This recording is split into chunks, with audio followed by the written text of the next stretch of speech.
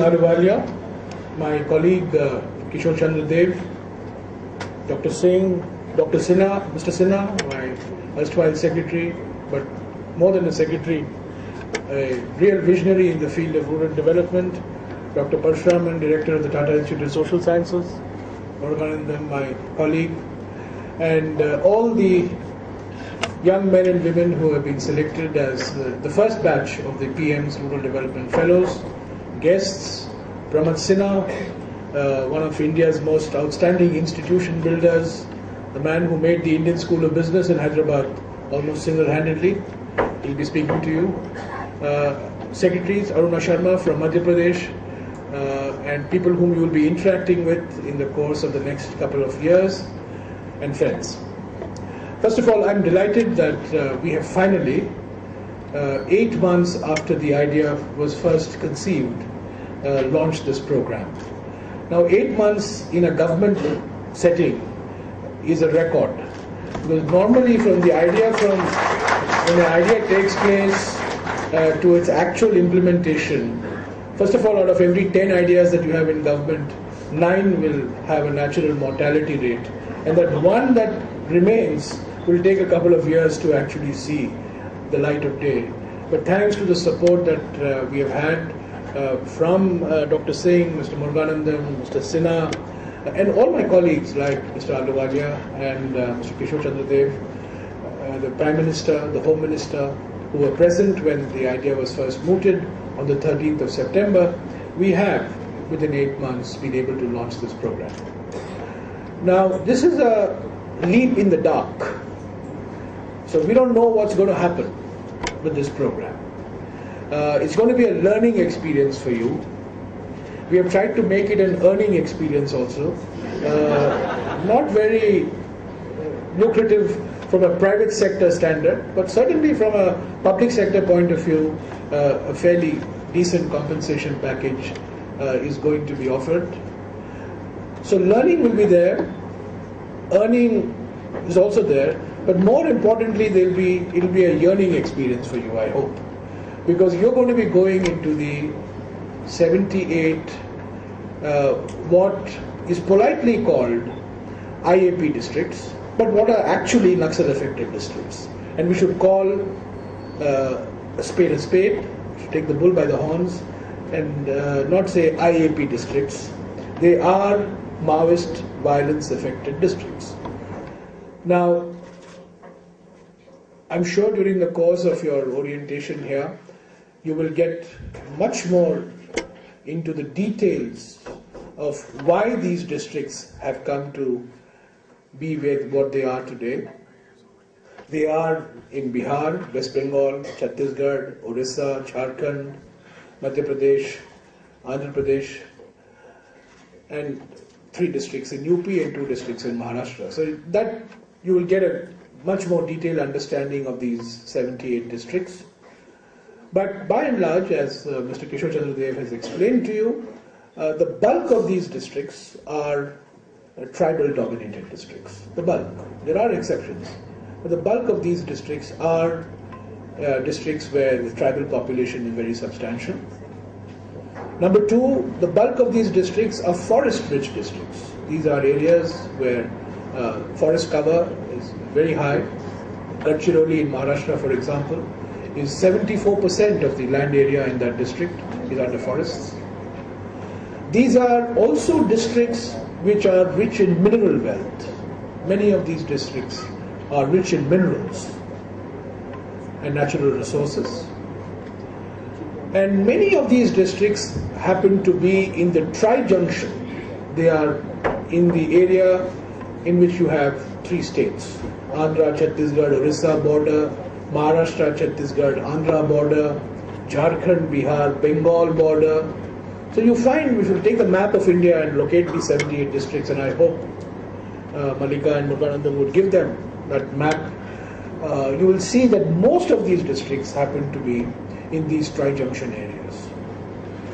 Now, each of these characteristics, the tribal, the forest, the mineral, the remoteness and the location in the tri-junction areas, calls for a policy response on the part of the central government and the state government. But the most important thing, to my mind, is to empower local administrations, both the district administration as well as the elected institutions, the Panchayati Raj institutions, to be able to reduce the trust deficit between administration and the people. Andhra Pradesh is a good example of a state where in the last 30 years there has been a very substantial success. When I first became Member of Parliament in 2004, I could not go to many parts of Warangal and Adilabad and Khammam. Today I can travel relatively freely in these areas. And one of the reasons for this is that there has been a very close integration of security operations, developmental activities, and political mobilization as well. So if we are going to have a long-term strategy for dealing with this ideological threat that is being posed by the maoists in their various incarnations, it will require a threefold approach. It will require a political approach, it will require a developmental approach, and it will require, of course, security operations that are conducted in order to create an environment in which development in politics takes place. Now, the conditions under which district administrations and local bodies function in these areas are very, very adverse. And, I was, for example, 2 Sundays ago, I was in Gadchiroli.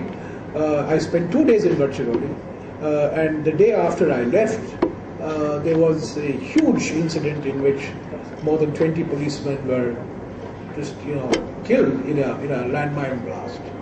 The conditions are exceedingly difficult for developmental activities and for political activities.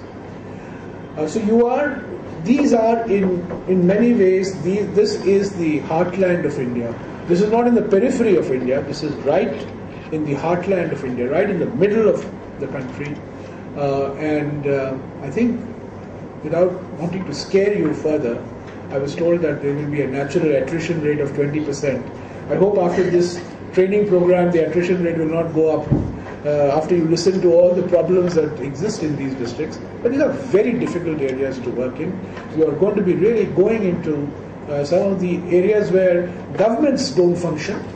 One district, for example, in Chhattisgarh, Narayanpur, the only organization that is delivering anything worthwhile to people is the Ramakrishna Mission. Murgu, since you are a follower of Vivekananda, you will be glad to know that only Ramakrishna Mission is running Anganwadi centers, running ration shops, primary health centers. There is no administration. It's not allowed to expand, it's not allowed to function. So I think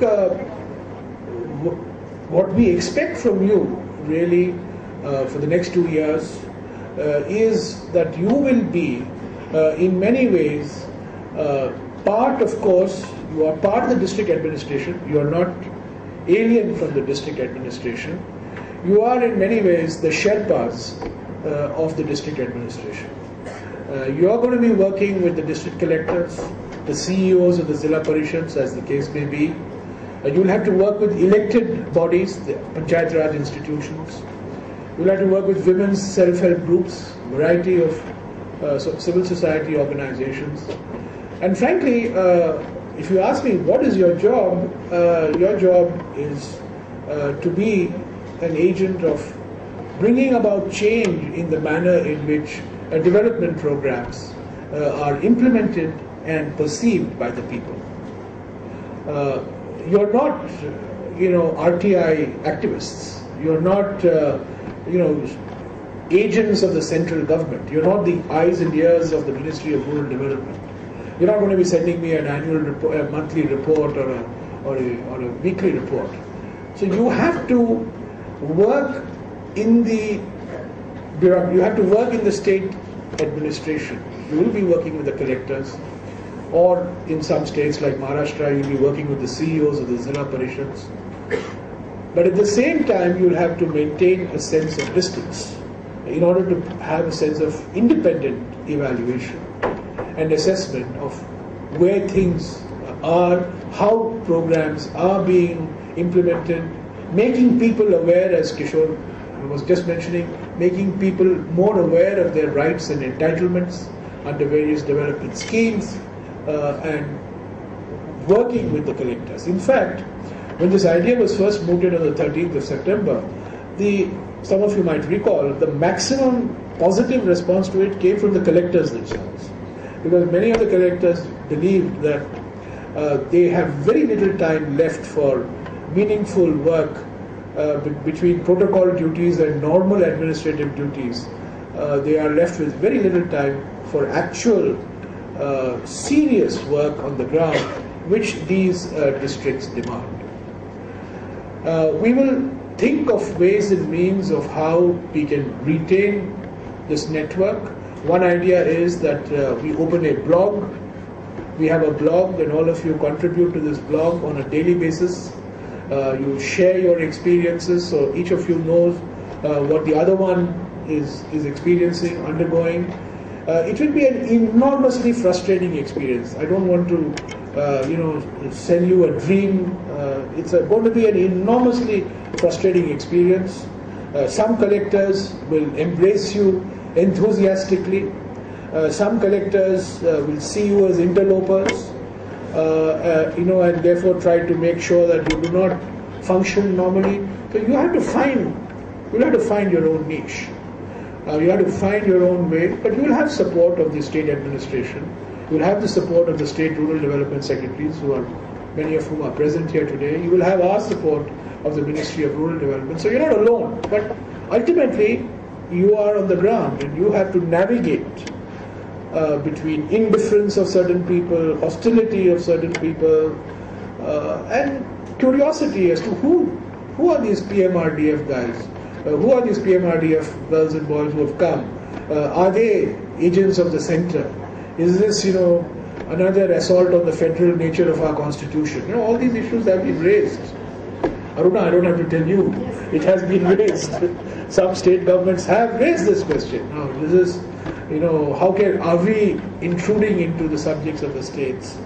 And I want to make it absolutely clear to all the state government officials who are present here that these are ultimately people, assets that you own, that you have, that you can use.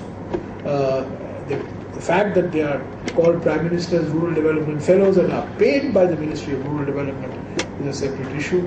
But the real obligation on the part of these young men and women is to work with the district administrations and not in variance with the district administration. Of course, there will be differences of view, there will be differences of perceptions, but over a period of time, I think. So, most of us see you as people who are going to learn. It will be a learning experience for you, but you will also bring fresh energy, you will also bring fresh perspectives, fresh drive, and help the district administrations and the local bodies. I want to mention this. It's not just the district administrations, but also the local bodies. I think it's very, very important that we stress on the importance of the elected local bodies as well, because unless we are able to empower local body in these areas, just focusing on the bureaucratic system is not going to be able to solve the problem. It's going to be a combination, as I mentioned, of political mobilization, developmental activities run through the district and run through the elected local bodies and the security. So I don't want to say anything more than this. I'm sure that we have lined up a very good training program. Tata Institute of Social Sciences has a long record of training people to question the system. And I'm sure that a lot of incendiary literature will be supplied to you. Remember, Meda Patkar is one of the alumni of Tata Institute of Social Sciences. Am I right, Dr. Parashar? And many others like this. So I'm sure that you will get a lot of literature. One report that I would like you to read, if it is not there in your reading material, is actually a planning commission document. Sometimes the planning commission also can go off the beaten track. And 3 years ago, it produced what I consider to be the best report on this whole issue of Maoist violence. It's called Development Challenges in Left-Wing Extremist Ideas. I hope it's part of your reading material. It's part of the reading material. I would urge each and every one of you to read it, because this was a report prepared by some of the best minds, some of the most sensitive minds, and some of the people who have had long years of experience on dealing with this whole Naxal issue. People like Mr. Shankaran, unfortunately, who's no more, Mr. Bandyopadhyay, who's now a member of Parliament. A large number of such people who have been associated contributed to this report, and many of these recommendations, I'm glad to say, are reflected in the 12th five-year plan document, which I'm sure that Mr. Ahluwalia will talk about. So the blog, I'd request you all to be active participants in the blog, so that we can keep sharing our developmental experiences, and I look forward to interacting with each one of you on an ongoing basis. We would like to make this a regular feature. We'd like to have this once in 2 years, the Prime Minister's Rural Development Fellows. And I think in the next couple of weeks, we'll have an opportunity for all of you to meet with the Prime Minister personally. He has agreed to talk to you. We're working out a date in which we will meet with them. And the fact that you're called Prime Minister's Rural Development Fellows, actually I think that is what lends prestige to this fellowship. It's very important that the authority of the office of the Prime Minister is behind the fellowship, and I'm very glad that luckily there was no objection from any quarter to the use of the word Prime Minister, and so this is called the Prime Minister's Rural Development Fellows. And I agree with Kishore that we have taken 78 districts, but over a period of time we should expand this to cover all Schedule 5 and Schedule 6 areas. We should take up areas in Assam and the northeast in where the Schedule 6 areas are.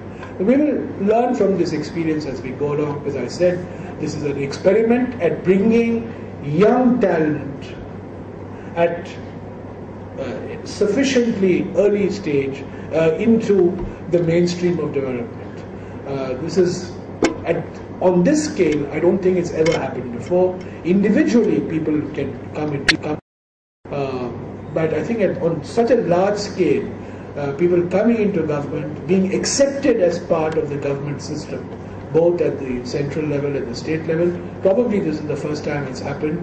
I'm keeping my fingers crossed. I'm confident. We've got a very good initial crop of young men and women, and I think this gives me the confidence that we'll be able to continue with this program and make this a permanent feature.